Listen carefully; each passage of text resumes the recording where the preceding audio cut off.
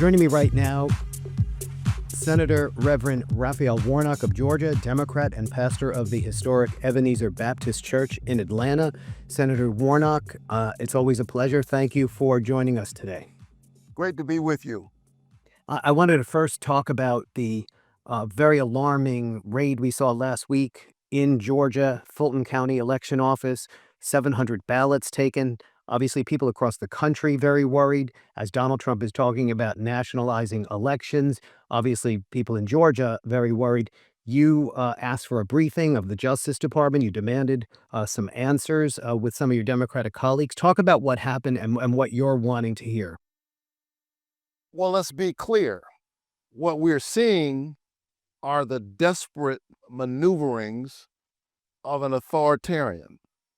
The Trump-Vance regime is trying to turn our democratic republic into something that we will not recognize.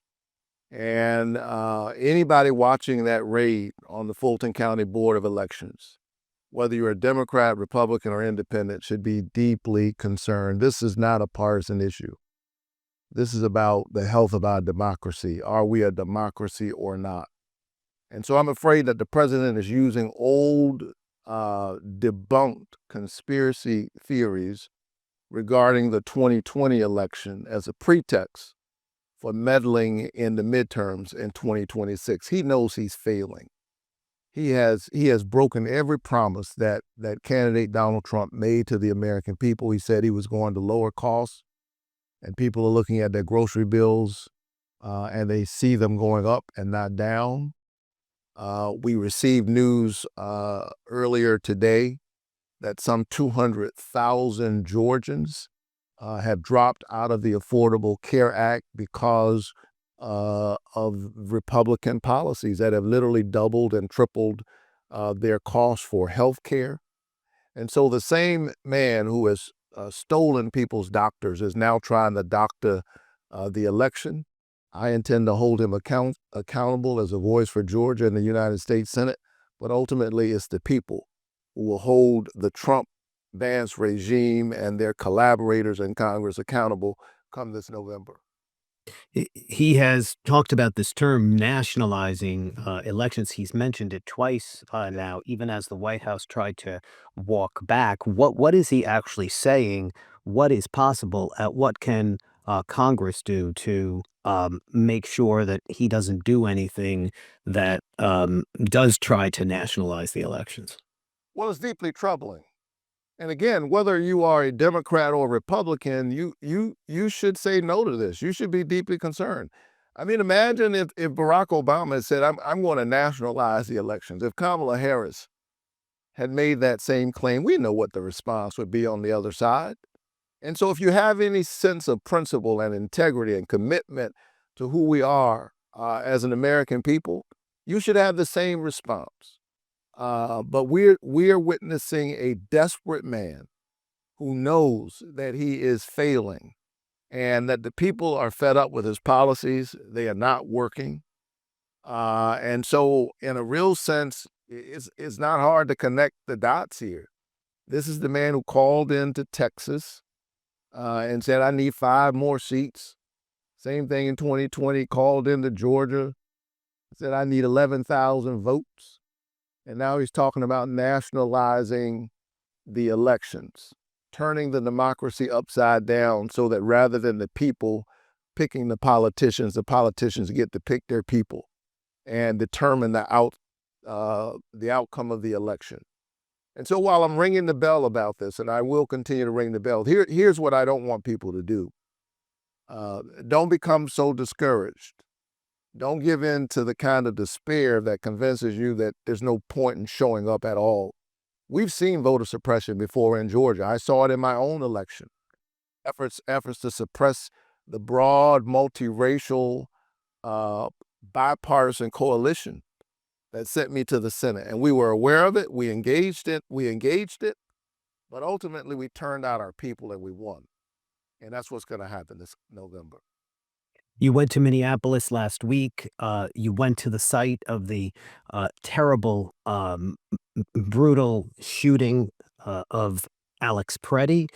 You called it holy ground and talked about how our nation's spiritual death is spiraling here. This is all connected, we know too, with ICE and with voting because Pam Bondi actually told Tim Walz, the governor, in a letter, if you give us the voter rolls, we'll pull back on ICE. So I wanted to ask about that. And as the Democrats, I know you have said you're not going to fund ICE unless the Democrats get some of the demands they have asked for of the administration in this negotiation. Should there be a demand that some people are calling for not to have ICE present anywhere near the election? Steve Bannon, one of Trump's allies, vowed just in a recent video in the last day to have ICE surrounding the polls in November. I mean, it sounds like people who know they're losing, right? So let's start there. And I think it's important to acknowledge that they know they're losing. They know the American people are not impressed by what they've seen so far. Their healthcare costs have gone up. The cost of groceries have gone up. And so they're now trying to seize the election. So as we move forward in these negotiations, certainly the presence of ICE around sensitive locations, to include polling stations, but also churches, schools, daycares, those are things that I certainly will have my eye on as we talk about whether or not there's a path to fund the Department of Homeland Security under Donald Trump and J.D. Vance. You've got, I think it's what, 10 days, I guess, that the negotiation will go on. Already, we've seen pushback from Mike Johnson in the House, other Republicans. They're saying, oh, no, the masks and taking masks off, that's not negotiable. They're already pushing back on some of these very basic demands. Do you have some hope here that this is going to happen and there won't be a shutdown? Mike Johnson is pathetic. Here is a man who is the Speaker of the House, and he has been saying without evidence that there are questions about the elections. He takes issue with the fact that there are some folks who vote by mail who engage in early voting, and has suggested that there's something going on untoward in blue states. And he's saying all of this without evidence. You know, when you hold a certain kind of office and have a voice, you ought to use it responsibly. And it is deeply irresponsible for him to be saying these things, particularly in the wake of January 6th. What we need right now is calm, sensible, reasonable voices that will say to us as an American people, well, yes, we have our differences. We have our arguments in the public square. And the reason why we have often rambunctious arguments in the public square is because we are a country that believes in the nonviolent transfer of power. January 6th is the opposite of that. And they continue to operate in the spirit of January 6th. Let's call Minneapolis what it is. It's an occupation. That's what's happening in that city. You have a city with some 600 law enforcement officers, local police, 600 or so. And they put more than 3,000 ICE agents on the street, 5 times the size of the local police department. Think about that. Whatever city you live in, how you would feel if a paramilitary force, 5 times the size of your local police, lands on the streets of your city, invading people's houses without a warrant, holding little children. Every time I see that picture of the 5-year-old with this little floppy hat, as a father, I think about my own child and a trauma visited upon that child. Citizens shot in cold blood while brandishing nothing but a camera phone. That's not America. That's the picture of an authoritarian regime, and it will not stand. The people of this country will not stand for it. They're standing up in Minneapolis. We're going to stand up in Georgia. We're going to stand up all over this country. I have to tell you as a pastor that what I've seen is that one of the characteristics of evil is that evil always goes too far. and therefore it contains within itself the seed of his own destruction.